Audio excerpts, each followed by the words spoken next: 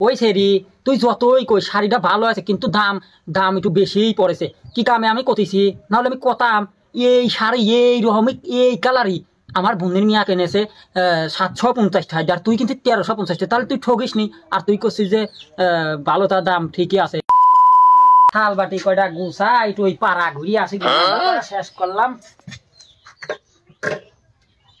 গেদারা খায় কোনো কিছুই ঠিক করি হয় না। ওই বু কোনে লবু বসে আছিস এনে? কি করিস লবু বসি? এই যে মনে ভাবলাম যে এই থাল বাটি মাটি গুছা তো বাড়ি যাবো, তা তুই আলি কি মনে হয় আসলি? ওই বার কইস নি দেখ দে শাড়িটা কিনে নিয়ে আসলাম আজকে, দেখ দেখি কেমন আছে দেখি। ওই বু সারাস নি সারা এ ভাই দেখ সারা কার সাথে গেছিলি শাড়ি কিনবে? ওই আমি তোর বাসর গেছিলাম।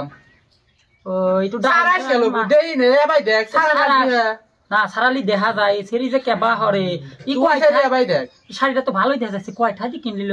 ওই বার কইস নি বুঝছিস দাম চাইলি মেলা, তা আমি লোকটা ঠগা মগা 1350 টাকা দিয়ে আইছি। ওই বু দেখ দি ভালো হয় নাই?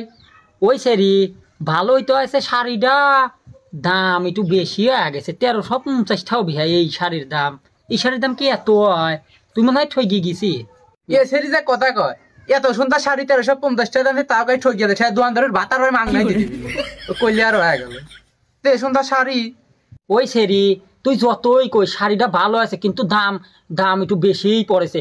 কি কামে আমি কতিছি, নাহলে আমি কতাম এই শাড়ি এই রকমই এই কালারই আমার বোনের মিয়া কিনেছে 750 টাকা, আর তুই কিন্তু 1350 টাকা। তাহলে তুই ঠকিস নি। আর তুই করছিস যে ভালো, তার দাম ঠিকই আছে। তুই ঠকিয়ে গেছিস। এই শাড়ি আমি আমি দেখিস আমার বোনের মিয়া কিনেছে, কয়দিন আগেই কিনেছে। এ সেরি যে কথা কয় একই শাড়ি ওর বোন নিয়ে আসা লেগে 600 টাকা দি কলি আর হয়ে গেল।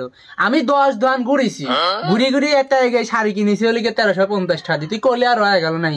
এটা হলো খুদ আছে দেখ কালার মালার এরকম ফুল মুল কি নকশা মকশা অভিনয় নাই। তুই সেরি দেখিস নি ভালোই খালি আসে না আতন যাতে কথা কইস আমি বলে ঠকিয়ে গেছি।